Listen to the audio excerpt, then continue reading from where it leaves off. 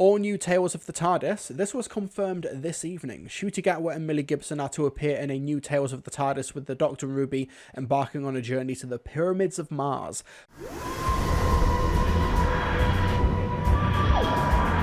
Following on from Saturday's episode, The Legend of Ruby Sunday, in which the Doctor and Ruby came face-to-face with one of the Doctor's greatest enemies, Sutekh, played by original actor Gabriel Wolfe, the pair are set to take a trip down memory lane in Tales of the TARDIS Pyramids of Mars. The original 1975 four-part story saw the Fourth Doctor and Sarah Jane battle the almighty Sutekh. The classic story has been remastered into a feature-length omnibus that's had a cosmic makeover with updated effects. So we talked about this, I think it was actually last live stream, when it was announced that there would be a Tales of the TARDIS broadcast a couple of days before Empire of Death would be broadcast, and it was being sold on the blurb on the official BBC website as a clip show, or at least that was the implication. Like, they look back on their adventures and it's like, okay, well, the 15th Doctor and Ruby have only had like 5 adventures if you don't include Dot and Bubble in 73 Yards, one of which they weren't really present for, and the other one got wiped from existence afterwards and only Ruby was really a part of it. So once The Legend of Ruby Sunday was broadcast, and it had that twist where Sutekh, voiced by Gabriel Wolfe, would be making his first appearance in nearly 50 years in the TV series, it made sense that, oh, actually, that Tales of the TARDIS is now going to be about Pyramids of Mars. I think, and people have been saying that this is a silly take, and Thomas Jerome Newton, we'll get to your super chat in a moment. People think that this is a silly take, but I'll stand by this. I might even put a bit of money on it, and by a bit I mean like a fiver, £5 tops. But like, I think that this week, or maybe next week, we're going to get a season 13 announcement for a collection box set. Because when did the stuff start filming? Doctor Who 60th, and oh no, well, I should know. They started filming. They cast Ncuti Gatwa while I was on my honeymoon over 2 years ago. So that was when plans were being drawn up for the 60th anniversary specials. They were going to start filming and such, because Catherine Tate and David Tennant, or David Landlord, were going to be there on location. So this idea of Sutekh being in this new era of Doctor Who has been a known thing within Bad Wolf and the BBC for, let's say, 2 to 2.5 years. Which means that I think that with that amount of lead-in time, they're able to use that to say, we're dropping this in mid-2024, this episode. Once the episode's broadcast, let's plug a collection box set with Sutekh in it, and that would be season 13. That would also basically complete the Fourth Doctor and Sarah Jane from the collection sets. People have said that's stupid, because the last collection box set was the one behind me, the season 15. And, you know, I get that, but I think it might be similar to the Celestial Toymaker, where they had all this lead-in time, and they knew that they would be making a story with the Toymaker returning, and they used the animation to capitalize on that. So even if they don't release season 13 in a timely manner, let's say by the end of the year in time for Christmas, I think we could be doing an announcement over the next couple of weeks for season 13, because we've had so much lead-in time, and because this Tales of the TARDIS has got updated special effects. Some work has been done to it. Apparently it's been remastered into a feature-length omnibus, so they might have cleared up the image. We won't know for sure until it drops on the iPlayer whether or not there is a substantial improvement to the clarity of the image from the DVD. And if there has, it means that possibly the other season 13 stories aren't too far behind. Like, if it was like, oh, they filmed this back in October, November last year, fair enough, but they were drawing up these plans 2 to 2.5 years ago to have Sutekh return. For crying out loud, they've been laying the groundwork textually since Wild Blue Yonder, which was the second of the 60th anniversary specials. They've known for a while that this is coming, so it makes sense to me. I think they'd be missing a trick if they didn't. But we'll have a better idea on Thursday, Friday, when they drop this episode of the BBC iPlayer. And hopefully, even if they don't put the full story itself on the home media release, hopefully the Tales of the TARDIS will be on the home media release, the Steelbook, the Blu-ray, etc., the DVD, so that international viewers can legally get a handle on it. It must be a bit disheartening for the BBC to not be able to release the stuff that they're making to a commercial audience properly.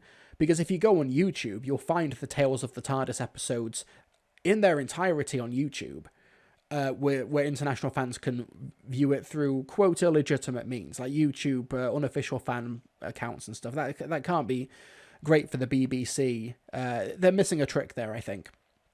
But we'll see. But the retail that usually leaks them doesn't list it yet, do they? No, but to be fair, they don't always, sometimes they're there, but just because it's not there doesn't mean it's not happening. But maybe that could be copium. Maybe they didn't release the Beat the Meat plush in time for the anniversary when that would have sold the best. True, but I think that the home media releases are so successful. The collection sets, the steelbooks almost always sell out from certain retailers. I think home media is a guaranteed market, whereas action figures, plushes, the physical, tangible merchandise toys are a bit of a harder sell in this economy, whereas home media stuff for hardcore fans, the collection sets, are guaranteed to shift some units. Wonderful chap. All of them. Hi Murray, I'd love it if you released the Series 10 soundtrack. Well, we'd all like a lot of things that aren't going to happen. God, one of my favourite Twitter accounts is the Doctor Who Series 10 soundtrack. Someone's done the tweet already. I want the Doctor Who Series 10 soundtrack to be released. Would you, sweetheart? Well, we'd all like a lot of things that aren't going to happen. That's such good delivery as well. Here we go. Doctor Who Series 10 soundtrack released after this account. Sutek has returned to Doctor Who, voiced by Gabriel Wolfe at 91 years of age before the Series 10 soundtrack release. The Schalke Doctor, inexplicably somehow now canon before the Doctor Who Series 10 soundtrack release. Lindy Pepper Bean has died of dysentery in the space wilderness before the Doctor Who Series 10 soundtrack release. Donald Trump has been found guilty on felony of 34 counts before the Doctor Who Series 10 soundtrack release.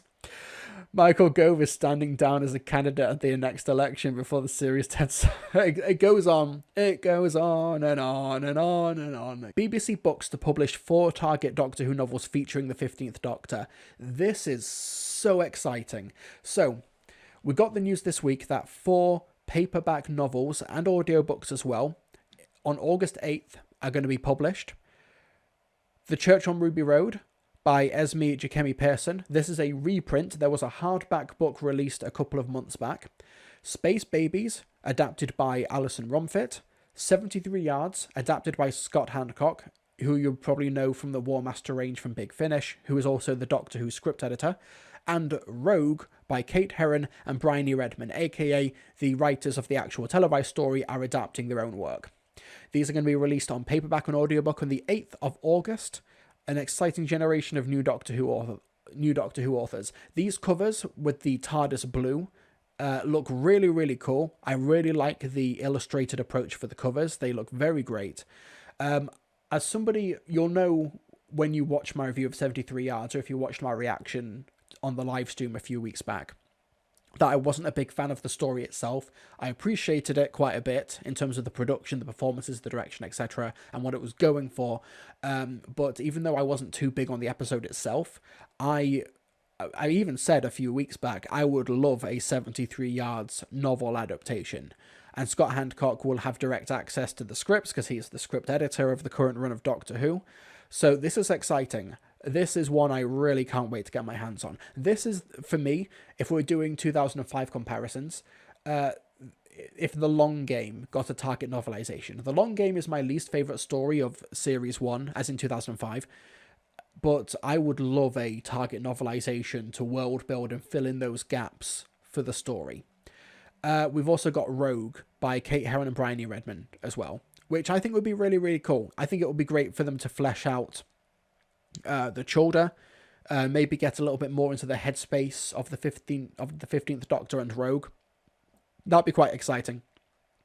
And the Church on Ruby Road, I have a box somewhere which has all of the 60th anniversary novels, which I have not opened because I'm saving it to do it on camera, because I want to do a video about me reviewing and talking about the 60th anniversary specials, which are Star Beast, Wild Blue Yonder, The Giggle, and just for completion's sake, The Church on Ruby Road. So I can't speak to this book yet, but I'm excited to read it and check it out. So you can get these on the 8th of August. You can get them on Penguin, Amazon, Waterstones, whatever book company distributor you want to go for. The Giggle novel is so good. Awesome, yeah.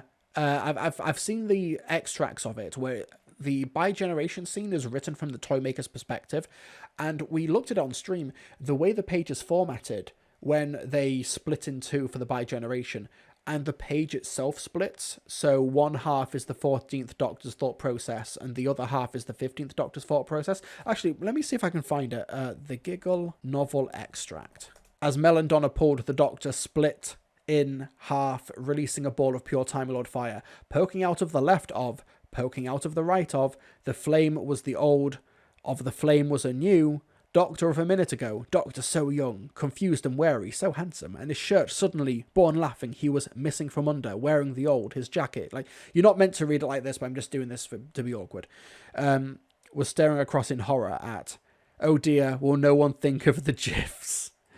What? Said the old Doctor. What? Said Donna. What? I said. No way, the new Doctor beamed. Dan Lyles, thanks Mr. TARDIS, I illustrate. Dan Lyles is in my chat. Dan, you absolute legend. Does Dan take commissions? I think I follow you on Twitter. Commissions opened. There we go. If you want awesome work, go speak to Dan. Go.